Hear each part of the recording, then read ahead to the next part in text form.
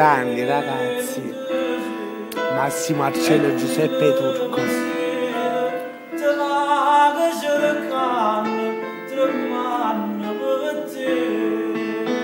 Paura, va, no?